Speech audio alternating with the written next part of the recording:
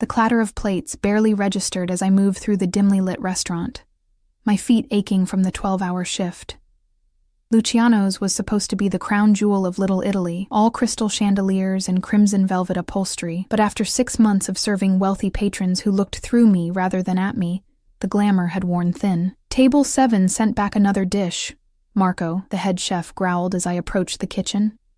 His face flushed with anger, beads of sweat collecting at his temples. Third time tonight, Mr. Castellano is about to pull my spine out through my throat. I glanced toward the corner booth partially concealed by an ornate privacy screen. Even from this distance, the tension radiating from Table 7 felt like static electricity in the air. My colleagues had been avoiding it all evening, finding urgent tasks whenever Giorgio, the manager, sought a server for the Castellano party. "What's wrong with the food?" I asked, peering at the barely touched plate of handmade tortellini, perfect little parcels sitting in a saffron cream sauce that cost more than my hourly wage. Marco threw his hands up. "Nothing. It's exactly as specified. But the daughter, she refuses everything. Mr. Castellano is losing patience." "Let me try," I offered, though I wasn't sure why. Perhaps it was the desperation in Giorgio's eyes as he approached us, or maybe I was simply too exhausted to recognize danger when it loomed. Either way, the words escaped before I could reconsider. Giorgio froze mid-step. "You? Sophia? You've been here 6 months. This is Antonio Castellano we're talking about." The name should have meant more to me than it did. I'd heard whispers, of course, how certain tables received special treatment, how men in expensive suits sometimes disappeared into the private dining room with Mr. Luciano himself, but I'd been too consumed with paying my rent and nursing school bills to pay attention to restaurant politics. What's the worst that can happen? They've already sent back 3 dishes, I reasoned, already reaching for a clean apron. Maybe a fresh face will help. Giorgio and Marco exchanged a look I couldn't decipher before Giorgio sighed. "Fine. Just be respectful." Very respectful. With steady hands but a hammering heart, I approached Table 7. The first thing I noticed was the silence, an unnatural pocket of quiet amid the restaurant's gentle hum. The second was the small figure hunched in the corner of the booth, a girl, perhaps 16, with dark hair falling in a curtain around her pale face. Her thin arms were crossed tightly across her chest, designer dress hanging from shoulders that seemed too delicate to bear its weight. But it was the man beside her who stole the oxygen from my lungs. Antonio Castellano didn't look up as I approached, his attention fixed on his phone. Still, his presence commanded the space like a physical force. Broad shoulders strained against the fine fabric of his suit, a watch glinting on his wrist that could have paid off my student loans in a single cell. Dark hair, threaded with silver at the temples, was swept back from a face that seemed carved from marble, all sharp angles and uncompromising lines.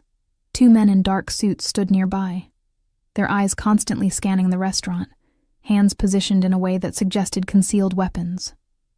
One nodded almost imperceptibly as I approached, a silent acknowledgement of my presence before I'd made a sound. "Excuse me," I began, voice steadier than I expected. "I understand there's been an issue with the meal." Finally, Castellano looked up. His eyes were the color of aged whiskey, amber and deep and burning with something I couldn't name. For one heart-stopping moment, his gaze swept over me, not the dismissive glance I received from most patrons, but a thorough assessment that seemed to catalog every detail from my sensible shoes to my hastily pinned hair. "The issue," he said, his voice a low rumble that vibrated through me, "is that my daughter hasn't eaten properly in 3 days. His accent was subtle but unmistakable, Italian softening the edges of his English. "The doctor says she must eat, but she refuses everything." The girl, his daughter, sank deeper into her seat, turning her face toward the wall. 3 restaurants tonight, Castellano continued, sliding his phone into his jacket pocket with deliberate movements. All special requests, all failures. I should have apologized. Should have offered to bring the chef himself to discuss alternatives. Instead, I looked at the girl. Really looked at her. The hollowness in her cheeks, the dark circles beneath eyes that held a storm of emotions. "May I sit?" I asked her directly, not her father. Surprise flickered across both their faces. One of the suited men stepped forward, but Castellano raised a hand, stopping him without a word or glance. After a moment of weighted silence, he slid over, creating space. I settled at the edge of the booth, my knees brushing against expensive wool as I faced the girl. "I'm Sophia," I said softly. "What's your name?" "Isabella," she whispered, so quietly I almost missed it. "Isabella?" I repeated with a smile.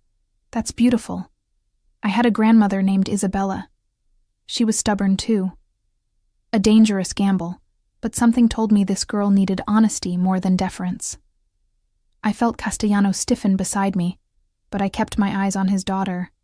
"I'm not stubborn," she protested weakly. "I'm just not hungry. Maybe not for tortellini," I agreed. "When I'm upset, I can't eat proper meals either." Her eyes flickered to mine, a brief connection. "Who says I'm upset?" "Your eyes do." I leaned slightly closer, lowering my voice as if sharing a secret.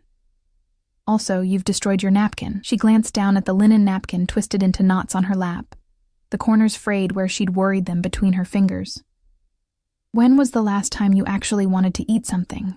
I asked. "Not what someone told you to eat, but what you craved." Isabella shrugged, then hesitated. "Last week, before everything. I had a grilled cheese sandwich at my friend's house. It was good." "Grilled cheese," I repeated, feeling Castellano's eyes boring into me. "Simple comfort food. I make a pretty amazing grilled cheese, if I do say so myself. Secret ingredient and everything." "This is a 5-star restaurant," Castellano interjected, his voice controlled but tight with frustration. "We're not ordering grilled cheese." I turned to him then, meeting those intimidating eyes directly. "With all due respect, Mr. Castellano, would you rather have your daughter eat grilled cheese or nothing at all?" The air between us thickened. From the corner of my eye, I saw one of his men step closer, hand drifting toward his jacket. I'd crossed a line, spoken too directly to a man who clearly wasn't accustomed to being challenged. My heart pounded against my ribs as I waited for his response, already calculating how quickly I could find another waitressing job after being fired. But then something unexpected happened. The hard line of his mouth softened fractionally, and something like reluctant appreciation flickered in his eyes. "Make the grilled cheese," he said to me, not Giorgio, who had materialized nearby, hovering anxiously. "Yourself." I nodded, rising from the booth on legs that felt suddenly unsteady. "I'll need a few ingredients that might not be in the kitchen. 10 minutes. "Whatever you need," he replied, and I had the distinct impression the statement extended beyond cheese and bread. In the kitchen, Marco looked at me as if I'd lost my mind when I requested white bread, American cheese, and a specific brand of butter. "You want to serve Antonio Castellano's daughter a children's sandwich?" he hissed. "I want to serve her something she'll eat," I corrected, already gathering ingredients, "and I need space to work." Surprisingly, he backed away, muttering in Italian under his breath. I worked quickly, mixing my grandmother's secret addition, a sprinkle of garlic powder and a thin spread of mayonnaise on the outside of the bread for perfect browning. The simple ritual of cooking centered me, pushing away the lingering awareness of those amber eyes and the power they wielded. When I returned to table 7, carrying the golden brown sandwich on one of our elegant white plates, Isabella straightened in her seat. I slid it before her without ceremony, cutting it diagonally the way my mother always had for me. "Try it," I encouraged, aware of Castellano watching every move. "If you hate it, I promise to leave you alone." Isabella hesitated, then picked up half the sandwich. The moment she took the first bite, something in her face changed, a softening, a small spark of pleasure breaking through the wall of whatever had been tormenting her. She took another bite, larger this time. "It's good," she murmured, sounding almost surprised. The tension around the table dissipated like morning fog under sunlight. Isabella continued eating small, deliberate bites, while I stood awkwardly, unsure if I should leave or stay. When she'd finished half the sandwich, she looked up at me with the ghost of a smile. "Thank you," she said simply. I nodded, preparing to retreat, when Castellano's voice stopped me. "Your name?" he said, not a question but a command softly rapped. "Sophia," I answered. "Sophia Ricci." "Italian?" he asked, one eyebrow arched. "On my father's side. I never knew him." Something unreadable passed across his features. You've done what 3 renowned chefs could not, Sofia Ricci. My daughter ate. Sometimes the simplest solutions are the best ones, I replied, gathering my courage. And sometimes people just need to be seen, not served. The moment the words left my lips, I regretted their boldness. But Castellano didn't look offended. If anything, his expression held something like curiosity, as if I were a puzzle he hadn't expected to encounter. I'll take care of your table for the rest of the evening, I said, stepping back. Please let me know if there's anything else you need. I felt his eyes follow me as I walked away, a physical weight between my shoulder blades. Only when I pushed through the kitchen doors did I release the breath I'd been holding, my hands trembling slightly as the adrenaline ebbed. Still alive? Marco asked, only half joking. Apparently, I murmured, leaning against the counter. The girl ate the sandwich. Marco crossed himself reflexively. Madre di Dio. You have more courage than brains, Sofia. I thought that would be the end of it, an unusual encounter to recount to my roommate later. But when Castellano's party finally rose to leave an hour later, Giorgio approached me with an envelope. Mr. Castellano asked me to give you this, he said, his expression unreadable. And he said to tell you they'll be back tomorrow night. He's requesting you specifically. The envelope contained $500 bills, more money than I made in a week. I stared at it, a cold feeling settling in my stomach despite the generous tip. Something told me I'd made a grave mistake, that in trying to help a troubled girl, I'd inadvertently caught the attention of a dangerous man. The realization washed over me as I watched through the window as Castellano helped his daughter into a sleek black car, surrounded by men in suits. Just before sliding into the vehicle, he paused, turning his head to look back at the restaurant. Despite the distance and the darkened glass, I could have sworn those amber eyes found mine, a silent promise that our paths would cross again. I didn't know then how that simple act of kindness, a grilled cheese sandwich for a troubled girl, would irrevocably alter the course of my life, how it would lead me from the safety of anonymity into a world of shadows and power, of danger and unexpected passion. I didn't know that the next time Antonio Castellano walked through the door, everything would change. Sleep evaded me that night, my mind replaying the encounter with Antonio Castellano and his daughter. Something about Isabella's hollow eyes haunted me, a familiar emptiness I recognized all too well. I'd seen that same vacant stare in my own reflection years ago, when grief had hollowed me out and food became an enemy rather than sustenance. By morning, exhaustion clung to me like a second skin as I dragged myself through my nursing classes, struggling to focus on the instructor's lecture about proper medication dosages.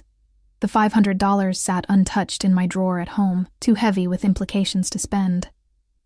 When I arrived at Luciano's that evening, a strange tension permeated the air. Staff members cast curious glances my way, whispering behind hands as I tied my apron. What? I finally asked Lena, another waitress, as she hovered nearby. She leaned closer, voice hushed. Is it true? You're serving Castellano again tonight? Apparently, I replied, discomfort crawling up my spine. What's the big deal? He's just another customer. Lena's eyes widened. Just another... Sofia, do you have any idea who he is? Before she could elaborate, Giorgio appeared, his usually impeccable appearance somehow even more polished tonight. Sofia, a word. He led me to the small office behind the kitchen, closing the door with deliberate care. Mr. Castellano has reserved the private dining room tonight. Just him, his daughter, and his security detail. He paused, studying me with an intensity that made me shift uncomfortably. You'll be their only server. Why me? The question escaped before I could stop it. Giorgio's expression remained carefully neutral. Mr. Castellano doesn't explain his requests, and I don't question them. But you should know that Antonio Castellano is not merely a wealthy patron. His business interests extend throughout the city. Mr. Luciano considers his continued patronage essential. The implication hung in the air between us. I wasn't naive. Growing up in this neighborhood, I'd heard enough to understand what business interests likely meant. The pieces clicked into place, the armed guards, the deference, the hushed whispers. He's connected, I said flatly. Not a question. Giorgio nodded once. Be professional. Be attentive. And Sophia? His eyes held a warning. Don't get personally involved. Not with him, not with his family matters. Serve the food, nothing more. The private dining room occupied the back corner of the restaurant, accessible through a discreet doorway, and decorated in the same opulent style as the main dining area, but with an added layer of luxury. Hand-painted murals adorning the walls, a crystal chandelier casting warm light over a single table set for two. I arrived early to prepare the space, hands trembling slightly as I arranged the silverware and crystal glasses. The door opened precisely at 7, and Antonio Castellano strode in, his presence immediately filling the room. Tonight, he wore a charcoal suit that accentuated the breadth of his shoulders, no tie, the top buttons of his crisp white shirt undone to reveal a glimpse of tanned skin. Isabella followed, looking marginally better than the previous evening. Her dark hair was pulled back in a simple ponytail, exposing the delicate features of her face. She wore jeans and a sweater, unexpectedly casual given her father's attire. Sophia, Castellano acknowledged, my name rolling off his tongue with an intimacy that sent a jolt through me. Not Miss or Waitress, he'd remembered my name. Mr. Castellano, I replied, professional distance carefully maintained in my tone. Isabella. It's nice to see you again. Isabella offered a ghost of a smile, settling into her chair as her father held it for her. The two security guards positioned themselves outside the door, sealing us in this private bubble. I trust you received my appreciation for your assistance last night, Castellano said, taking his seat across from his daughter. Yes, it was very generous, I answered, unable to meet his gaze directly. Too generous. I decide what's generous, he replied, the statement brooking no argument. Isabella ate this morning, toast, but still, progress. Pride warmed my chest before I could suppress it. I'm glad to hear that. I've taken the liberty of arranging tonight's menu, he continued. Unless Isabella has other preferences. His daughter shrugged, fingers playing with the edge of her napkin. Whatever you think, Papa. I served their meals as instructed. Simple Italian comfort foods rather than the restaurant's usual elaborate offerings. Throughout the evening, I maintained a careful distance, responding to Castellano's questions with polite brevity, focusing my attention on Isabella whenever possible. The girl gradually relaxed as the meal progressed, picking at her food with increasing interest. When I brought dessert, cannoli with fresh ricotta, she actually smiled. Sophia, Castellano said as I cleared their plates. My daughter has a question for you. Isabella shot her father a look of betrayal before turning to me, cheeks flushing. It's nothing, really. Ask her, Castellano insisted gently. Isabella sighed. I just wondered, how did you know? About the grilled cheese, I mean. I hesitated, aware of Castellano's intense focus. When I was 16, my mother died suddenly. For months afterward, I could barely eat. Everything tasted like ash. The confession emerged unbidden, surprising me with its honesty. But sometimes, simple foods, things that reminded me of happier times. Those I could manage. Isabella's eyes widened with recognition. My mom left 2 weeks ago, she whispered. She said she couldn't take it anymore. The life, the rules, the constant watching. Her eyes darted nervously to her father, who remained perfectly still, his expression unreadable. I'm sorry, I said, the words inadequate but sincere. Castellano's jaw tightened, a muscle pulsing beneath the skin. That's enough, Isabella. An uncomfortable silence descended. I retreated to refill their water glasses, wishing I could dissolve into the background. My wife, Castellano said suddenly, surprising me, decided our marriage was inconvenient. She's currently in Milan with her tennis instructor. The bitterness in his voice was carefully controlled, but unmistakable. Papa, Isabella protested weakly. He reached across the table, covering his daughter's hand with his own. I'm sorry she hurt you, Tesoro. But we are Castellanos. We endure. The tenderness in the gesture contrasted sharply with the hardness in his voice, offering a glimpse of something unexpected. A father's love, fierce and protective, beneath the intimidating exterior. As they prepared to leave, Isabella hugged me impulsively, a brief but genuine embrace that caught me off guard. Thank you, she murmured, before her father gently guided her toward the door. Castellano lingered, turning back to me when Isabella had stepped outside with one of the guards. My daughter starts at Westfield Academy on Monday, he said, adjusting his cuffs with precise movements. She'll need to maintain her strength, her appetite. I nodded, uncertain where he was leading. I want you to come to my home tomorrow, he stated. Not a request, but a declaration. Teach my chef what you did. Show him how to prepare the foods she'll eat. Alarm flared through me. Mr. Castellano, I'm flattered, but I'm not a professional chef. I'm just a waitress putting myself through nursing school. You're someone my daughter trusts, he countered. Someone who made her eat when no one else could. He withdrew a business card from his jacket pocket, placing it on the table between us. My driver will collect you at noon. I have classes in the morning, I protested weakly. Then he'll collect you afterward. His tone made it clear the matter was decided. You'll be well compensated for your time, Ms. Ricci. I should have refused. Should have invented an excuse. Any excuse. But something in those amber eyes made the refusal die in my throat. Curiosity, perhaps. Or something more dangerous, a pull toward this man and his wounded daughter that defied rational explanation. Just this once, I stipulated, finding a shred of backbone. To help Isabella. A smile curved his lips, not warm, exactly, but satisfied. Victorious. Of course. Just to help Isabella. Even then, I recognized the lie.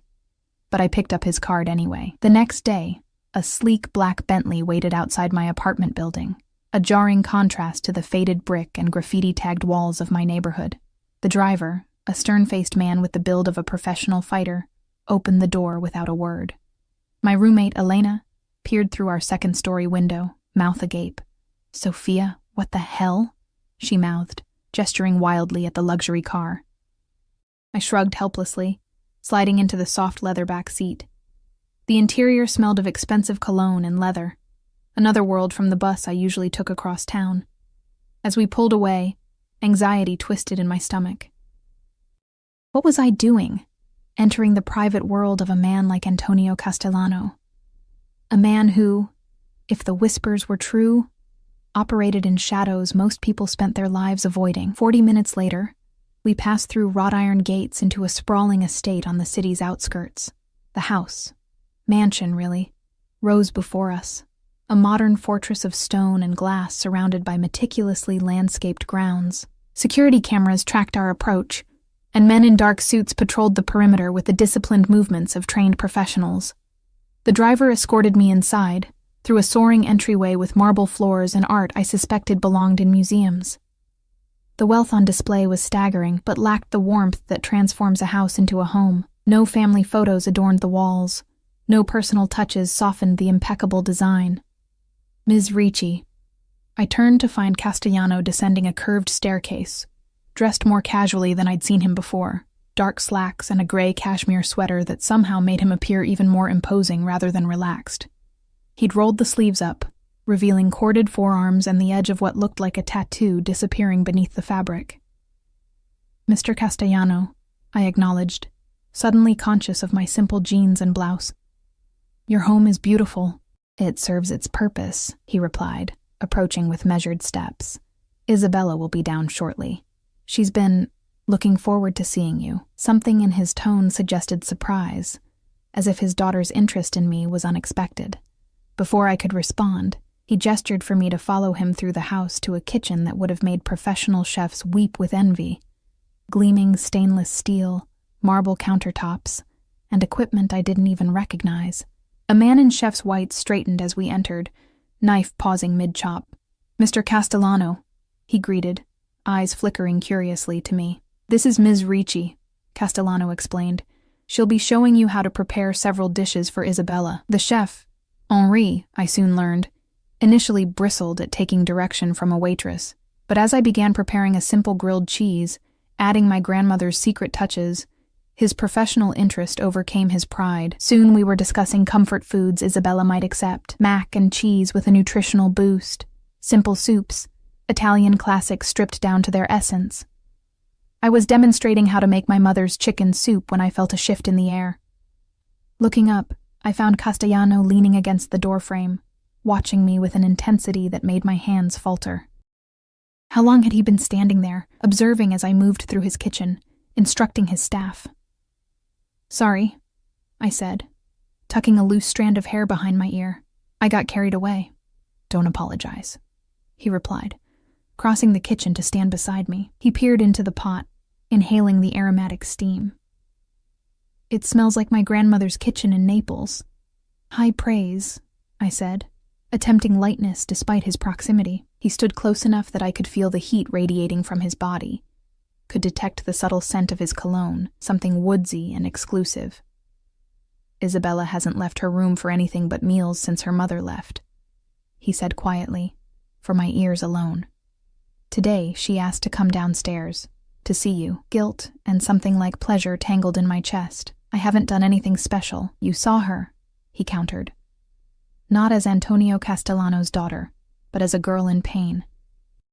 His eyes held mine, searching. "Why did you approach our table that night, Sophia?" The truth. The directness of the question caught me off guard. "I told you." She reminded me of myself at that age. "And you always rush to help strangers who remind you of yourself?" His skepticism was evident. "Not usually," I admitted. "But sometimes we recognize kindred spirits, people carrying the same kind of wounds." Something shifted in his expression. A softening, a recognition. For a breathless moment, I thought he might say more, might reveal something of the man beneath the power and control. But then Isabella appeared in the doorway, and the moment shattered. "Sophia," she called, a genuine smile brightening her face. "Papa said you were teaching Henri to make your special grilled cheese."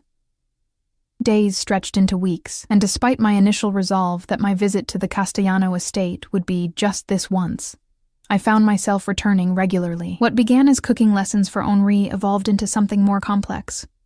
Informal therapy sessions, where Isabella would perch on a kitchen stool, watching me prepare comfort foods while gradually sharing pieces of her fractured world. Antonio never explicitly asked me to continue coming, yet somehow the arrangement became routine.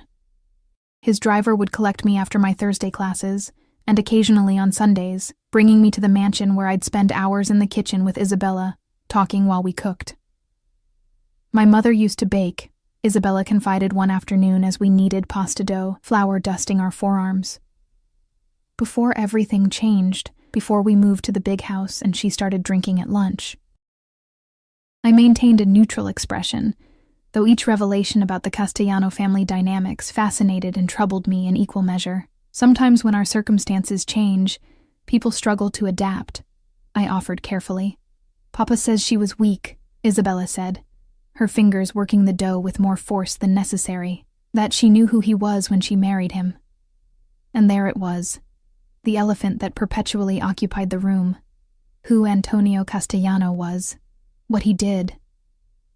The source of the wealth that surrounded us, the reason armed men patrolled the grounds, why Isabella had been withdrawn from her previous school after her mother's departure.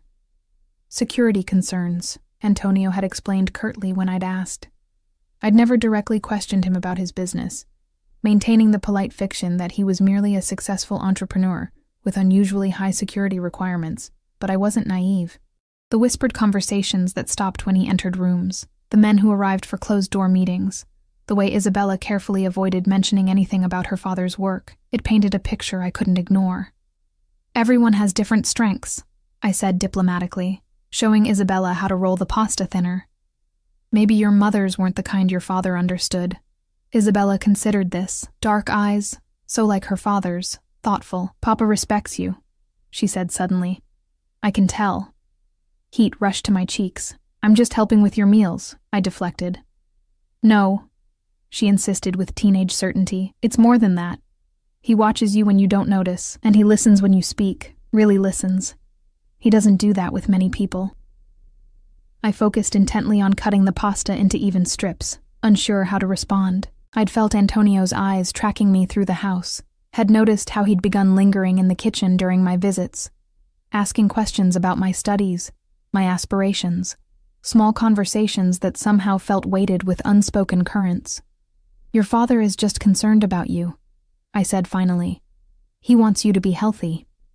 Isabella rolled her eyes, a glimpse of normal teenage behavior that secretly delighted me. He had Henri before, and Dr. Levine, and that nutritionist from Switzerland, but he keeps bringing you back. She lowered her voice dramatically. I think he likes you. Isabella, I chided, embarrassment and something more dangerous fluttering in my stomach. That's not... What are we discussing so intently? Antonio's voice, smooth as aged whiskey, interrupted from the doorway. I startled, nearly dropping the pasta cutter. He stood watching us, jacket discarded, shirt sleeves rolled to expose strong forearms. A faint smile played at the corners of his mouth. Pasta secrets, Isabella answered promptly, eyes sparkling with mischief. Girls only. Is that so?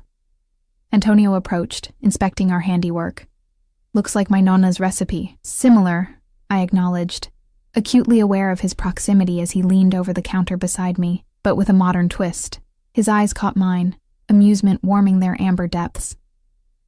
You're full of surprises, Sophia Ricci. The way he said my name, letting each syllable roll off his tongue with that subtle Italian inflection, sent an involuntary shiver down my spine. I'd been fighting an unwelcome attraction to Antonio Castellano since that first night at the restaurant. Tamping down the inappropriate flutter whenever he entered a room. He was my employer, essentially, a man whispered to be dangerous. A widower still bitter about his wife's betrayal. And yet, Mr. Reynolds is waiting in your study, sir, announced one of the security team from the doorway, breaking the moment. Antonio straightened, his expression cooling instantly. Tell him I'll be there shortly. He turned to Isabella, pressing a kiss to her forehead. Homework after dinner, Tesoro. She nodded. The easy affection between them a contrast to the sudden businesslike demeanor that had overtaken him. As he left, the atmosphere in the kitchen shifted, as though he'd taken some essential energy with him. See? Isabella whispered once he was out of earshot. He never checks on me when Mrs. Abernathy is here. Mrs. Abernathy, I'd learned, was Isabella's tutor, a stern woman who came daily to continue her education until arrangements for her new school were finalized.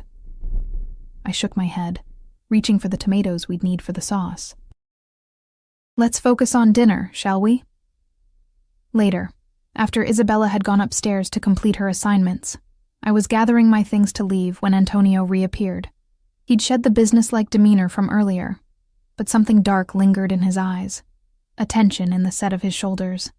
Leaving so soon? He asked, moving to the bar cart in the corner of the kitchen, an unusual feature that I'd noted on my first visit. He poured 2 fingers of amber liquid into a crystal tumbler. My shift starts in 2 hours, I explained, checking my watch. Thursday night is always busy at Luciano's. He nodded, taking a slow sip of his drink. You've been good for her, he said after a moment. Isabella, she's eating regularly now, talking more. Pride warmed my chest despite my efforts to remain professionally detached. She just needed someone to listen, someone outside the situation. Someone who understands loss, he added perceptively. You mentioned your mother died when you were her age. I nodded, surprised he'd remembered that detail from weeks ago. Car accident, drunk driver.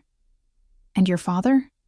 Never in the picture, I said with practiced indifference. Left before I was born. Antonio studied me over the rim of his glass. So you raised yourself. I had my grandmother until I was 18, I corrected. She taught me everything I know about cooking, about survival, really. And now you're putting yourself through nursing school while working full-time.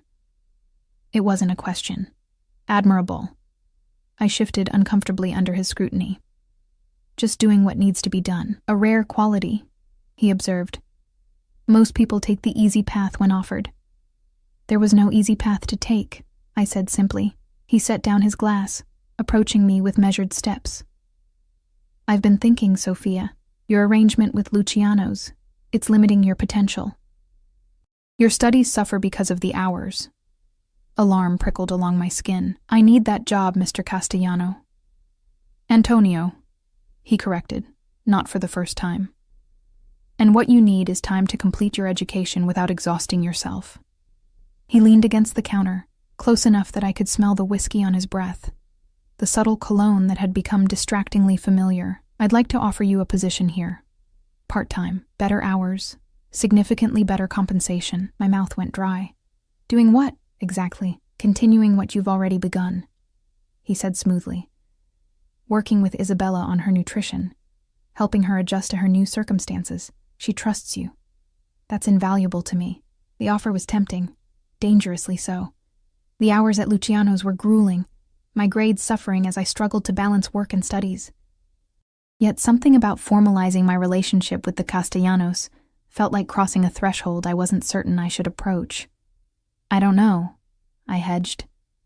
"I'm not a therapist or a nutritionist.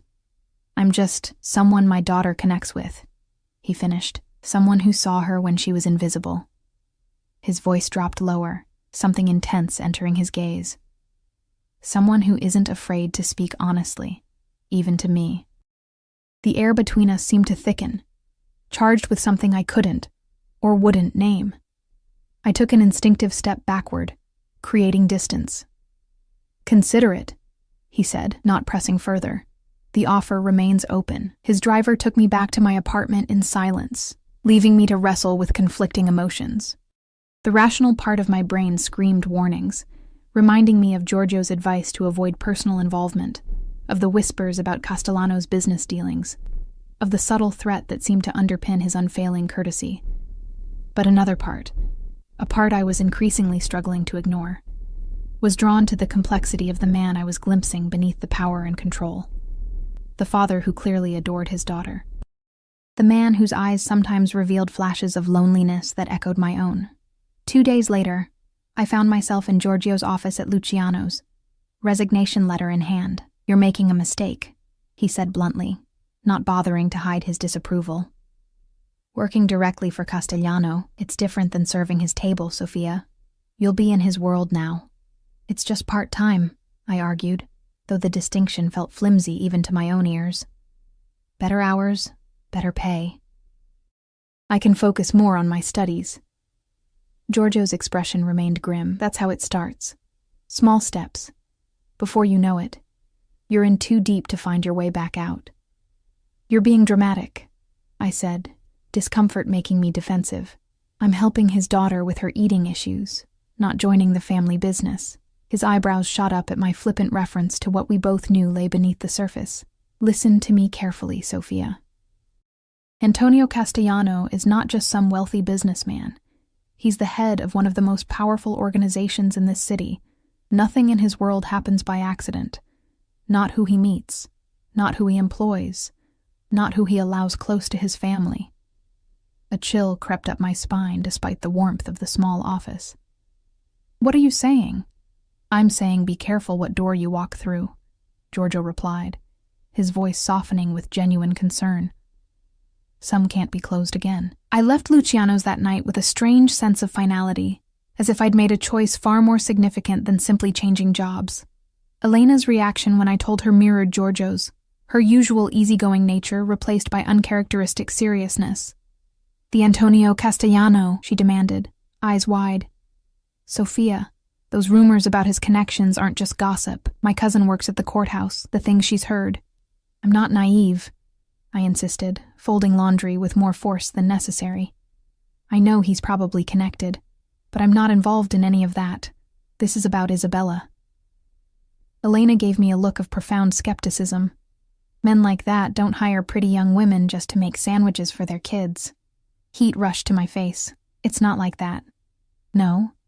She raised an eyebrow. "You're telling me he hasn't looked at you that way? That you haven't noticed?" I couldn't answer honestly, so I changed the subject. My first official day at the Castellano estate arrived with a mixture of anticipation and trepidation. The driver, Marco, I'd learned, collected me mid-morning, the now familiar route to the mansion giving me time to collect my thoughts. I dressed carefully in dark jeans and a simple blouse, professional but comfortable for cooking. The house seemed different somehow, now that I was officially employed rather than a guest. I noticed details I'd overlooked before. The subtle security measures, the strategic placement of cameras, the way certain rooms remained firmly closed. voices occasionally drifting from behind heavy doors. Isabella greeted me with unexpected enthusiasm, hugging me tightly. "Finally!" she exclaimed. "Now you can teach me to make tiramisu. Henri always says I'm too young." I laughed, her excitement momentarily easing my nerves. "We'll see. Maybe we start with something simpler first." We spent the morning in the kitchen, preparing lunch together while she chatted about the books she was reading, the shows she missed from her old school, the dress she wanted for an upcoming family event. Normal teenage concerns that made it easy to forget the unusual circumstances. It was only when Antonio appeared in the doorway, phone in hand and security detail hovering nearby, that reality reasserted itself. "Sophia," Antonio acknowledged, his eyes lingering on me a beat longer than necessary before turning to his daughter. "Isabella, how are your studies progressing?" Isabella groaned dramatically, the universal teenage response to parental inquiry about schoolwork. Mrs. Abernathy assigned another essay on Roman history. As if living with an actual Italian isn't education enough, a smile touched the corner of Antonio's mouth. One of those rare, genuine expressions that transformed his face, softening the hard edges. "Perhaps Sophia can help you with that, considering her own academic success." I raised an eyebrow, surprised he knew about my academic standing. "I'm not sure my expertise in pharmacology translates to ancient history." "You maintained a 3.9 GPA while working full-time," he countered smoothly. "I believe that demonstrates an aptitude for balancing priorities." The casual revelation of knowledge he shouldn't possess sent a chill down my spine. Had he researched me? Of course he had. Men like Antonio Castellano didn't invite strangers into their homes, into their children's lives, without thorough vetting. "Papa has a file on everyone," Isabella stage whispered, rolling her eyes. "It's super creepy." "Isabella," Antonio chided, though without real heat. "Security measures, not creepiness." I forced a light laugh, trying to dispel the sudden tension. "Well, my study habits are hardly classified information, but I'm happy to help with the essay if you'd like, Isabella." Antonio's phone vibrated in his hand. He glanced at the screen, his expression hardening instantly. "I need to take this. Isabella, remember you have an appointment with Dr. Marshall at 4. With that, he disappeared down the hallway, already speaking rapid Italian into the phone, his security detail closing ranks behind him. "Dr. Marshall?" I asked, attempting to sound casual as I returned to chopping vegetables for our lunch. "Therapist," Isabella sighed, picking at a loose thread on her sleeve. "Papa thinks I need to process my feelings about Mother's departure, as if talking about it changes anything." I measured my response carefully. "Sometimes naming our feelings helps take away their power over us." She shot me a look of teenage skepticism. "You sound like Dr. Marshall, smart woman," I replied with a gentle smile. "She asks a lot of questions about Papa." Isabella continued, her voice lowering conspiratorially. "About his business, his friends, who visits the house." My knife paused mid-chop. "What kind of questions?" Isabella shrugged. "Like, does he have meetings late at night? Do I ever hear arguing? Has anyone ever threatened him in front of me?" She reached for a cherry tomato, popping it into her mouth. "I'm not stupid. I know what she's really asking." A knot formed in my stomach. "And what did you tell her?" "Nothing," she replied with surprising fierceness. "We're Castellanos. Family loyalty above all else." The conviction in her voice, so adult, so rehearsed, broke my heart a little. She was 16, caught between childhood and adulthood, already carrying the weight of family secrets. "Your father wants what's best for you," I said carefully. "That's why he arranged for you to talk to Dr. Marshall." "Papa wants to make sure I'm not damaged like Mother," she countered with brutal honesty, "that I won't crack under pressure, that I'm worthy of the name." Before I could respond, one of Antonio's assistants appeared in the doorway, Diane, a severe woman who managed the household with military precision. "Ms. Ricci, Mr. Castellano would like to see you in his study when you've finished with Isabella's lunch." My pulse quickened. I'd never been invited into Antonio's private study before. "Of course. We're nearly done here." After ensuring Isabella was settled with her meal and homework, I made my way through the mansion's west wing, where Antonio kept his home office. The security presence intensified in this part of the house. 2 men stationed outside the heavy mahogany door, their watchful eyes tracking my approach. One of them knocked sharply before opening the door for me, not bothering to wait for a response from inside. The implicit trust that Antonio's men could interrupt him without permission spoke volumes about the hierarchy within the household. The study beyond matched its owner, imposing, meticulously organized, and undeniably masculine. Floor-to-ceiling bookshelves lined one wall, filled with leather-bound volumes in multiple languages. A massive desk of dark wood dominated the space, behind which Antonio sat reviewing documents, his focus absolute, until the door closed behind me. "Sophia," he greeted, rising to his feet with fluid grace. "Thank you for coming. Please sit." I perched on the edge of one of the leather chairs facing his desk, hyper-aware of the intimacy of being alone with him in this space that felt distinctly private. "Isabella mentioned her therapy sessions," he began without preamble, retaking his seat. I assume she expressed her usual reluctance. "She's a teenager," I replied diplomatically. "Resistance to therapy is practically required at that age." A hint of amusement flickered in his eyes. "Indeed. However, in this case, her reluctance may be warranted." He leaned forward, resting his forearms on the desk. "Dr. Marshall was recommended by Isabella's new school, but I've recently discovered her connection to Detective James Sullivan." The name meant nothing to me, but the way Antonio said it, careful, measured, conveyed its significance. "Sullivan heads the organized crime division," he explained, watching me closely. "He has a particular interest in my business affairs." There it was, the first direct acknowledgement of what had remained unspoken between us. My pulse quickened, a mixture of apprehension and something shamefully like excitement coursing through me. "You believe the therapist is gathering information," I stated, not a question. Antonio's eyes narrowed slightly, assessing my reaction. "I know she is. The question becomes, what do I do about it?" I shifted uncomfortably. "I'm not sure why you're telling me this." "Because Isabella trusts you," he replied simply. "More than she trusts this therapist. More than the security team. Perhaps even more than she trusts me at the moment." His jaw tightened fractionally. "Her mother's departure has left her vulnerable to manipulation." "You want me to what? Spy on her therapy sessions?" I asked, incredulous. "No," he corrected sharply. "I want you to be an alternative. Someone she can speak to freely, without fear of her words being twisted or used against her family." Against him, he meant. The implication hung in the air between us. "I'm not a therapist," I reminded him. "And I'm not comfortable being placed in the middle of whatever this is." Antonio studied me for a long moment, his expression inscrutable. Then, surprisingly, he nodded.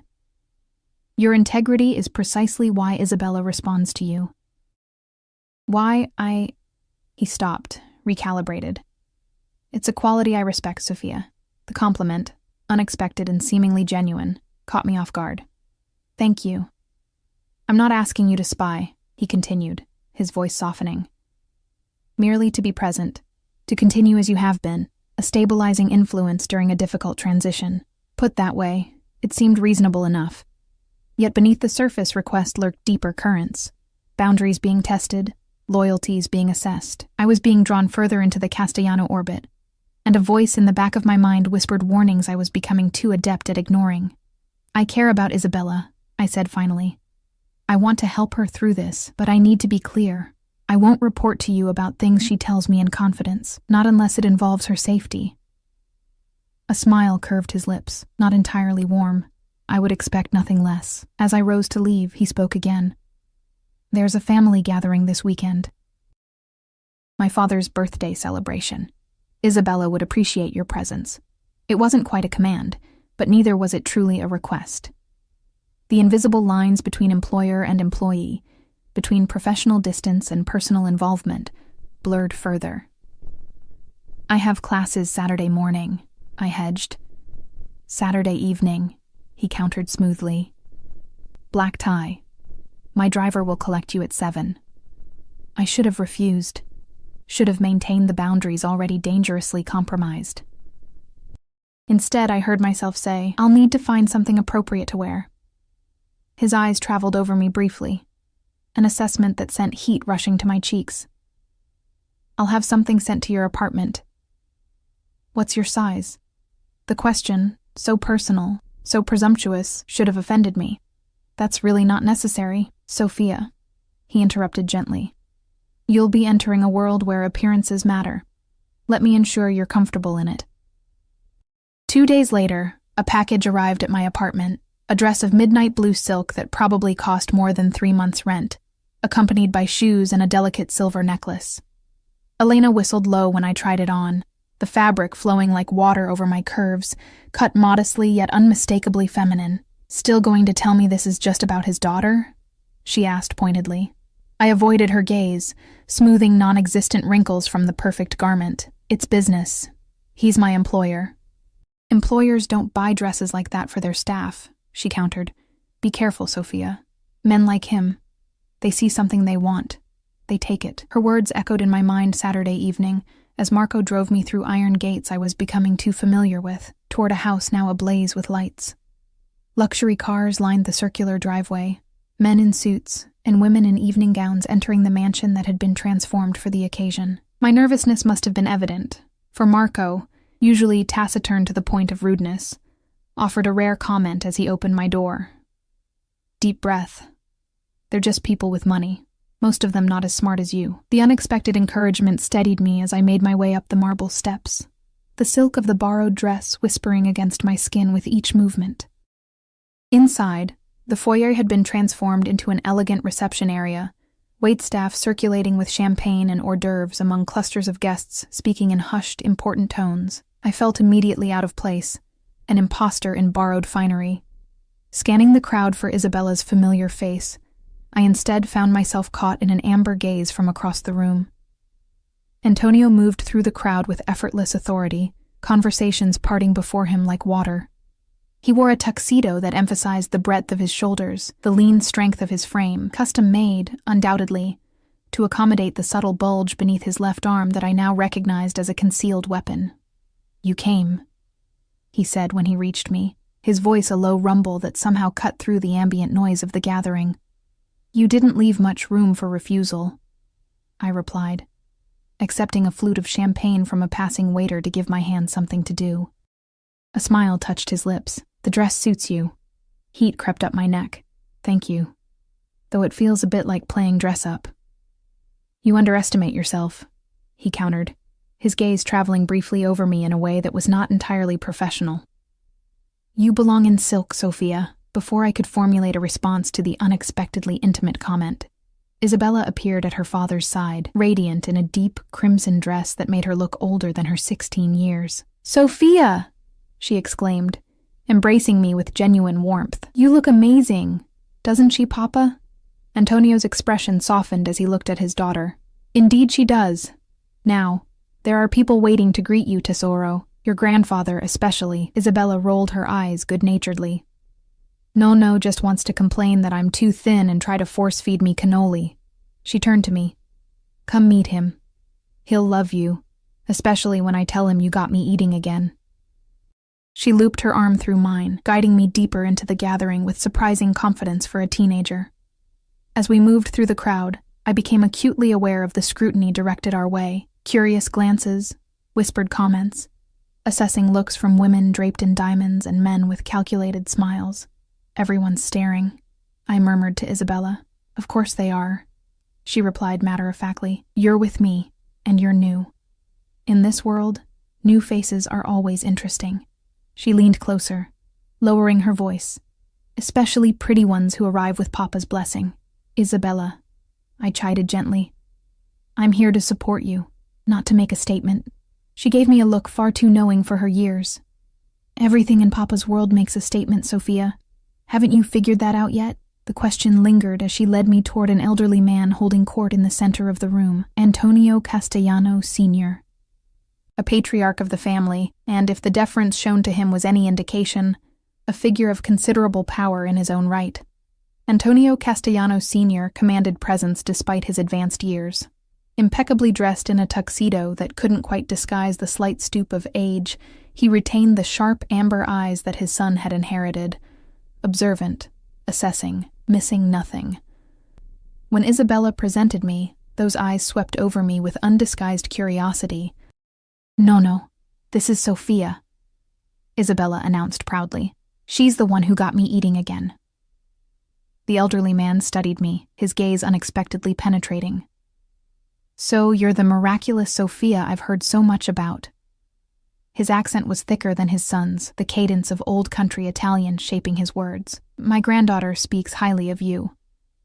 The miracle was all Isabella's, I replied, extending my hand. I just made a sandwich. He laughed, a surprisingly warm sound, and took my offered hand between both of his. Modesty, a rare quality in my son's world. He patted my hand before releasing it. You've done our family a service, young lady. The Castellanos remember such things. Something about the way he said it, both gracious and vaguely ominous, sent a shiver down my spine. Tell me, he continued, gesturing for me to sit beside him on an elegant sofa. What is your family name again? Ricci, I answered, settling carefully in the expensive silk dress. Ricci, he repeated thoughtfully. From where in Italy? Sicily originally, I believe. My grandmother mentioned Palermo, but it was generations ago. His eyebrows rose fractionally. Sicilian blood. That explains much. Before I could ask what he meant, Antonio appeared at our side, one hand coming to rest lightly on my shoulder. The casual touch sent warmth cascading through me despite its innocuous nature. I see you've met my father, he observed, his tone carefully neutral. Indeed, the elder Castellano replied, his eyes moving between us with shrewd assessment. An interesting addition to your household, Antonio. Unexpected. Something passed between father and son. An undercurrent of communication I couldn't decipher. Antonio's fingers tightened almost imperceptibly on my shoulder. Isabella has grown quite attached, Antonio said simply. The old man's mouth curved in a knowing smile. Just Isabella? I felt heat rush to my cheeks as Antonio smoothly changed the subject, guiding the conversation toward family matters. I sat quietly, increasingly aware of being under evaluation, not just by the elder Castellano, but by everyone in the room. The weight of their collective scrutiny pressed against me like a physical thing. After what felt like an appropriate interval, I excused myself, needing a moment of respite from the intensity of the Castellano sphere. Finding a quiet hallway away from the main reception, I leaned against the wall, exhaling slowly. Overwhelming, isn't it? Came a female voice, cultured and faintly amused. I turned to find a striking woman watching me, champagne flute dangling elegantly from manicured fingers, dark hair swept into a sophisticated updo, diamonds glittering at her throat and ears. She exuded the kind of effortless wealth that made my borrowed dress feel suddenly costume-like. The first Castellano gathering is always disorienting, she continued, approaching with measured steps. I'm Elisa Vannucci, Antonio's cousin. I accepted her outstretched hand. Sophia Ricci. Oh, I know who you are, she replied with a smile that didn't quite reach her eyes. Everyone does. The nursing student who tamed Isabella's hunger strike. Quite the accomplishment. Her tone carried an edge I couldn't quite identify. Not hostile exactly, but not friendly either. Assessment, perhaps, or warning. It wasn't that dramatic, I demurred. She was struggling after her mother left. Food became complicated. Elisa's perfectly shaped eyebrow arched. Valeria's departure was messy, though hardly surprising. She sipped her champagne, studying me over the rim. Antonio has a type, you know. The implication hung in the air between us. I straightened, discomfort morphing into indignation. I'm not Isabella's caretaker, she finished smoothly. Of course, my mistake. Before I could formulate a response, another voice interrupted. Male, slightly slurred with alcohol. Elisa, darling, are you terrorizing Antonio's new friend? A man appeared beside her, handsome in a polished, superficial way. His eyes, slightly unfocused, swept over me with unconcealed interest. Just making introductions, Matteo, Elisa replied coolly. Sophia, my husband Matteo Venucci. Pleasure, he drawled, taking my hand and holding it slightly too long. So, you're the one who's had our Antonio distracted these past weeks. I extricated my hand, increasingly uncomfortable. I should get back to Isabella, of course. Elisa smiled thinly. Family first. Always the Castellano way. As I turned to leave, she added softly, just a friendly suggestion, Sophia. Remember your place in this house. Antonio may find your authenticity refreshing, but novelty wears thin, especially in our world. The encounter left me rattled, the carefully constructed pretense that I was simply Isabella's caretaker. A professional relationship, nothing more. Suddenly paper-thin and transparent. I moved through the party with heightened awareness, noticing the appraising glances, the whispered conversations that ceased as I passed. I found Isabella with a group of teenagers, cousins and family connections, I presumed, looking almost normal, almost carefree. As they huddled around smartphones and shared inside jokes, she brightened when she saw me, waving me over. Are you having fun? She asked earnestly. It's illuminating, I answered honestly. Your grandfather is quite remarkable. She beamed. Nono likes you, I can tell. How can you tell? He asked questions, she replied simply. If he didn't like you, he wouldn't bother. I glanced across the room to where the elder Castellano was engaged in conversation with Antonio, their heads bent close together, expressions serious despite the celebratory atmosphere. As if sensing my gaze, Antonio looked up, his eyes finding mine with unerring precision across the crowded room. Something electric passed between us. A current of recognition, of mutual awareness that transcended the physical distance. For a breathless moment, everything else receded, the glittering party, the curious onlookers, the weight of propriety. There was only his gaze, steady and intense, and the answering flare of heat in my veins. Then Isabella tugged at my arm, breaking the connection. Come meet my cousins, she urged, pulling me toward her teenage circle. The evening progressed in a blur of introductions and carefully navigated conversations. I sipped champagne sparingly, hyper-aware of maintaining composure in this unfamiliar territory. By the time dinner was announced, I'd met more Castellano relatives and associates than I could possibly remember, each interaction underscored by curiosity about my presence, my relationship to the family. I found myself seated at the main table between Isabella and an elderly aunt, who peppered me with questions about my background, my education, my family, or lack thereof. Antonio sat across and several seats down, engaged in conversation with a silver-haired man, introduced as a longtime business associate. Though he didn't look my way often, I felt his awareness like a physical touch, attuned to my movements, my responses, my comfort level in this rarefied atmosphere. After dinner, as musicians set up for dancing, Isabella was summoned by her grandfather, leaving me momentarily alone. I took the opportunity to step onto one of the terraces, grateful for the cool night air after the overwhelming intensity inside. The gardens below sprawled in manicured perfection, security lights illuminating the perimeter where men in dark suits patrolled with military precision. Even in celebration, the Castellano compound remained a fortress, beautiful, luxurious, but fortified nonetheless. Catching your breath? Antonio's voice came from behind me. I turned to find him approaching, 2 fresh champagne flutes in hand. He offered one to me, his fingers brushing mine in the exchange. It's a lot to take in, I admitted, accepting the glass. Your family is extensive. A smile touched his lips, and opinionated. I imagine they haven't been subtle in their curiosity about you. Subtlety doesn't seem to be a Castellano family trait, I observed, emboldened by champagne and the relative privacy of the terrace. He laughed, the sound startlingly genuine. Touché. He moved to stand beside me at the balustrade, his shoulder nearly touching mine as we gazed out over the grounds. My father likes you, so Isabella mentioned. Apparently I passed some test by merit of being questioned. My father doesn't waste words on people he considers inconsequential, Antonio confirmed. His interest is a compliment. And an evaluation, I added perceptively. Antonio's eyes, amber and warm in the soft lighting, studied my face. You see clearly, Sophia, It's refreshing. Your cousin Elisa sees clearly too, I remarked. She was quite informative about my position here. His expression hardened. Elisa oversteps.